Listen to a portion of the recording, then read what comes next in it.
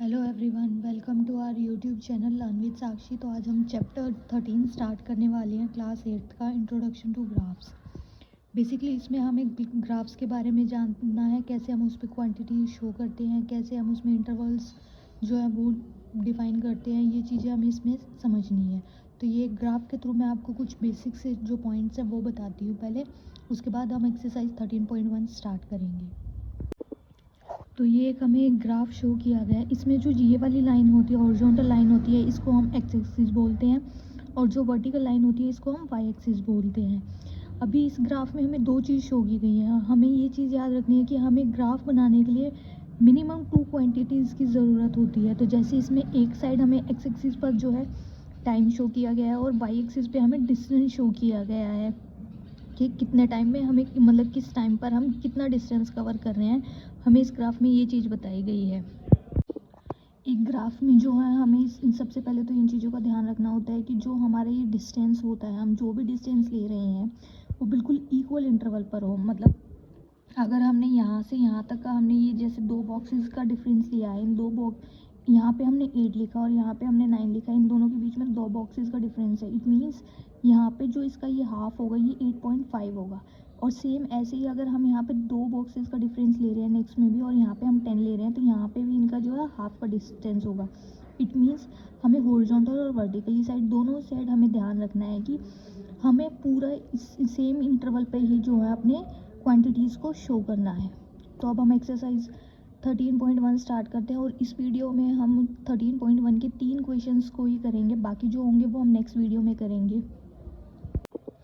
So question number 1 है, the following graph shows the temperature of a patient in a hospital recorded every hour. यह हमें graph given है जिसमें एक patient का टेम्परेचर रिकॉर्ड किया गया हर 1 घंटे में। तो वो जो हमने टाइम है वो हमने हॉरिजॉन्टल लाइन पे लिया है, और जो हमें टेम्परेचर गिवन है वो हमने वर्टिकल लाइन पर शो किया है। सो फर्स्ट पार्ट हमें गिवन है, what was the patient temperature at 1 PM। अब हमें यहाँ पर देखना है हमें 1 PM कहाँ गिवन है, हमें 1 PM यहाँ गिवन है, और 1 PM का हमने पेशेंट का टेम्परेचर बताना है कितना है। तो अब हम क्या करेंगे, इस टाइम को फॉलो करते हुए हम यहाँ पर देखेंगे कि ये डॉट है, ये डॉट हमें गिवन है 1 PM पे, और हम यहाँ पे टेम्परेचर में देखेंगे तो कितना आएगा 36.5, क्योंकि ये 36 है, ये 37, और ये इसके हाफ में आ रहा है बिल्कुल बीच में, तो ये 36.5 है।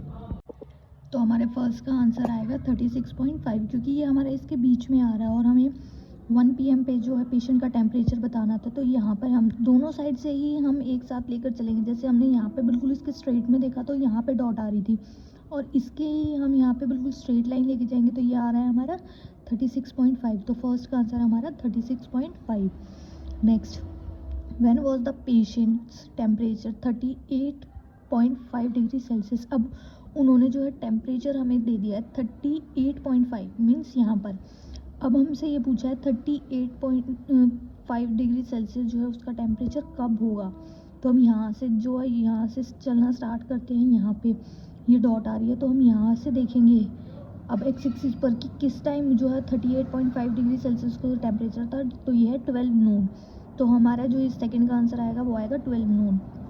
हम इसको ऐसे पेज पर लिख सकते हैं अपना आंसर्स। फर्स्ट का हमारा 36.5 डिग्री सेल्सियस, एंड जो सेकंड है हमारा उसका है 12 नून। नेक्स्ट पार्ट देखते हैं, सी पार्ट है, the patients temperature was the same 2 times during the period given, what were these 2 times. अब इसमें हमें बोला है कि पेशेंट का जो है 2 बार जो है सेम टेम्परेचर, और हमें वो टाइम बताना है जिस टाइम पे वो सेम टेम्परेचर है। अब यहाँ पे देखिए यहाँ पे भी डिफरेंट है, सिर्फ एक ही बार है, यहाँ भी एक ही बार है, यहाँ पर भी एक बार है, यहाँ पर भी एक बार है, लेकिन यहाँ पे यहाँ से लेके यहाँ तक जो है पेशेंट का टेम्परेचर जो है वो बिल्कुल सेम रहा है, कोई इंक्रीज़ नहीं हुआ है, कोई डिक्रीज़ नहीं हुआ है। तो हमें ये दोनों टाइम मेंशन करने हैं कि ये किस टाइम पीरियड में जो है पेशेंट का टेम्परेचर सेम रहा है। तो यहाँ पे देखें तो ये हमारा है 1 PM to 2 PM, मतलब 1 से 2 के बीच में जो है पेशेंट के टेम्परेचर में कोई चेंज नहीं आया। तो हमारे सी पार्ट का आंसर होगा 1 PM to 2 PM। D part है, what was the temperature at 1:30 PM, how did you arrive at your answer.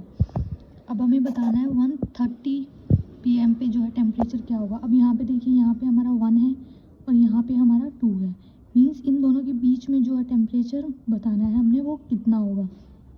तो यहाँ पे हमने देखा कि यहाँ पे जो इसका हाफ होगा वो ये होगा।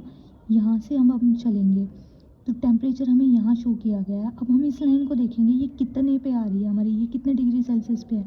तो हम इस लाइन को देखेंगे तो ये 36.5 डिग्री सेल्सियस जो है टेम्परेचर होगा 130 पे। तो हमारे डी का आंसर होगा 36.5 डिग्री सेल्सियस। ई पार्ट है, during which period did the patient temperature shows an upward trend. Upward trend बताना है हमने कि किस टाइम से किस टाइम तक जो है वो इंक्रीज़ हुआ है पेशेंट के टेम्परेचर में। अब अगर हम ग्राफ में केयरफुली देखें तो हमारा जो 9 to 10 में भी इंक्रीज़ हो रहा है, यहाँ से यहाँ तक ही इंक्रीज़ हो रहा है टेम्परेचर।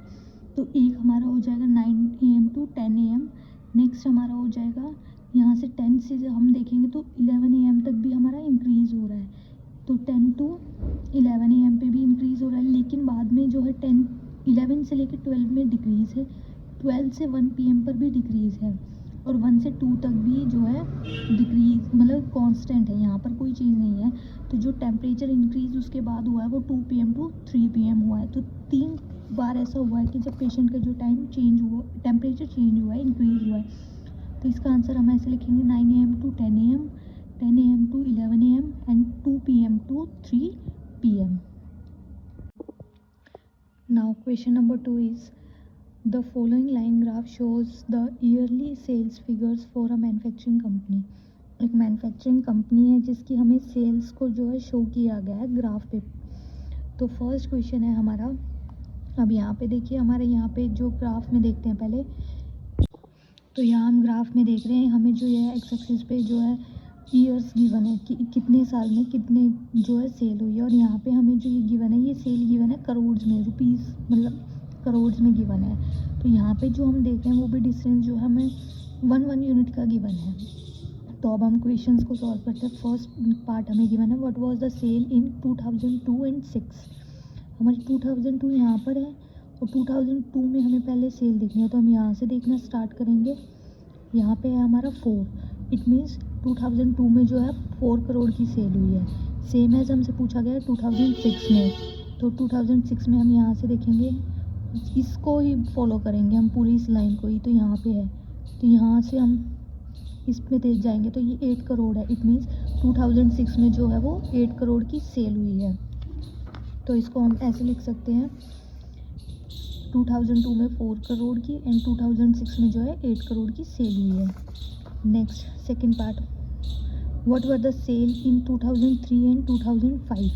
अब 2003 की देखेंगे, 2003 हमारे यहाँ पर है, यहाँ से हम इसको देखेंगे तो अब इधर आएंगे, यहाँ पे हम यहाँ 6 है और यहाँ 8 है और यहाँ बीच में आएगा 7, क्योंकि ये 1 यूनिट पर ही हमारा जो डिफरेंस है गिवन है। तो जो 2003 की सेल है वो है 7 करोड़। सेम एज 2005 की देखेंगे, 2005 की हम यहाँ से देखेंगे, 2005 की जो हमारी सेल है वो है 10 करोड़, ये हमें क्लियरली इसमें गिवन है। तो इसको भी हम सेम ऐसे ही लिखेंगे, 2003 की 7 करोड़ एंड 2005 की हमारी 10 crore. Next third part, compute the difference between the sales in 2002 and 2006। अब हमें पूछा है जो 2002 और 2006 में जो सेल हुई है हमारी, उन दोनों का डिफरेंस बताना है, उसमें क्या डिफरेंस है।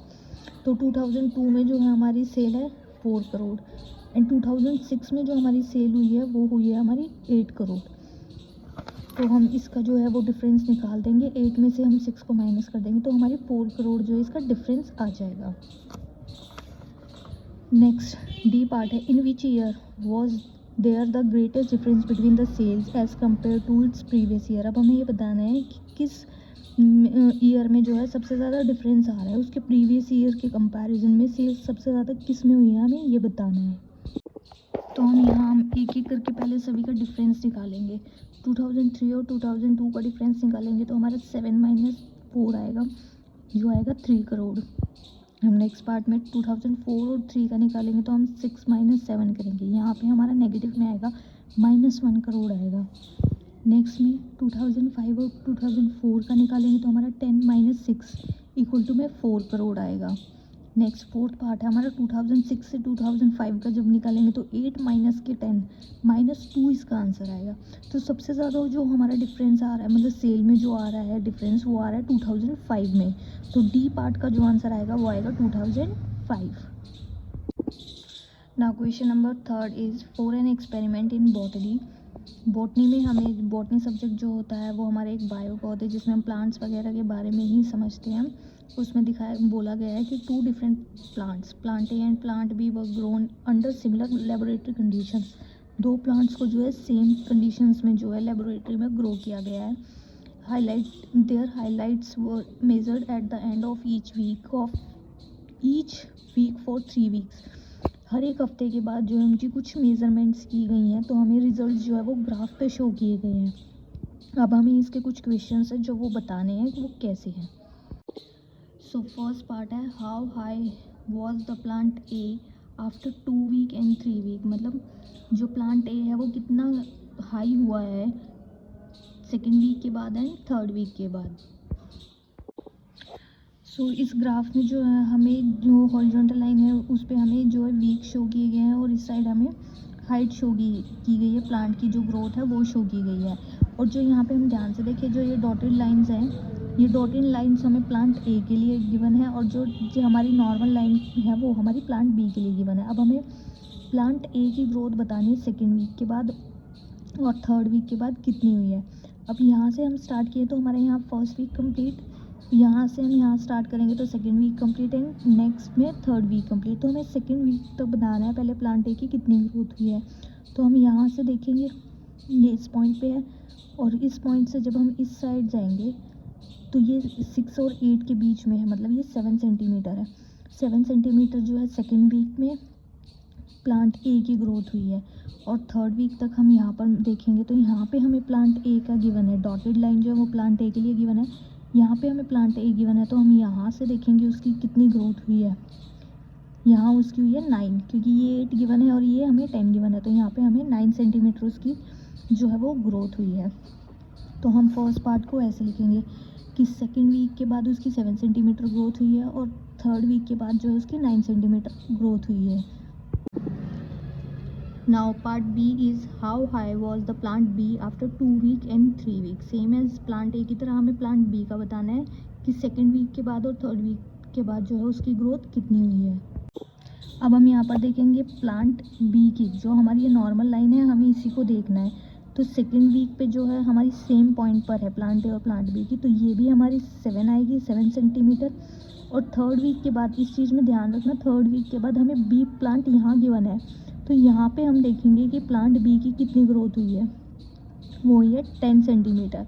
तो हमारे प्लांट बी की जो है वो 2 वीक्स के बाद 7 सेंटीमीटर एंड 3 वीक्स के बाद 10 सेंटीमीटर ग्रोथ हुई है। 3rd part is how much did plant A grow during the 3rd week. 3rd week में जो है प्लांट ए जो है उसने कितना ग्रो किया है, अब हमें ये बताना है। अब अगर हम यहाँ पर ध्यान से देखें तो यहाँ पे हमारे जो प्लांट ए की ग्रोथ थी वो 7 सेंटीमीटर थी, और यहाँ पर जो है वो 9 सेंटीमीटर थी। तो इन दोनों में जो डिफरेंस है वो 2 सेंटीमीटर का। इट मीन्स 2nd से लेकर 3rd तक जब वो प्लांट ग्रो हुआ है 3rd वीक तक, उसमें 2 सेंटीमीटर का जो है वो डिफरेंस आया है, मतलब 2 सेंटीमीटर उसने ग्रोथ की है। तो हम इसको ऐसे लिखेंगे, growth of plant A during the 3rd week is equal to 2 centimetre. Part D है how much did plant B grow from the end of 2nd week to the end of 3rd week. अब 2nd week से लेकर 3rd week तक जो है plant B ने कितना grow किया है, हमें ये बताना है। अब यहाँ पर हम देखें तो 2nd वीक जो है यहाँ पे एंड हो रहा था, यहाँ पे जो प्लांट बी की ग्रोथ थी वो थी 7 सेंटीमीटर, और यहाँ पे 3rd वीक के एंड में है 10 सेंटीमीटर। तो जब हम इन दोनों का डिफरेंस निकालेंगे तो हमारा आएगा 3 सेंटीमीटर। 10 में से हम 3 को माइनस कर देंगे, 3 सेंटीमीटर आएगा। इट मीन्स जो प्लांट बी की ग्रोथ हुई है at the end of 3rd week वो हुई है 3 सेंटीमीटर तक। नेक्स्ट ई पार्ट है during which week did plant A grow most. मतलब हम प्लांट ए ने सबसे ज़्यादा किस में ग्रोथ की है, हमें ये बताना है।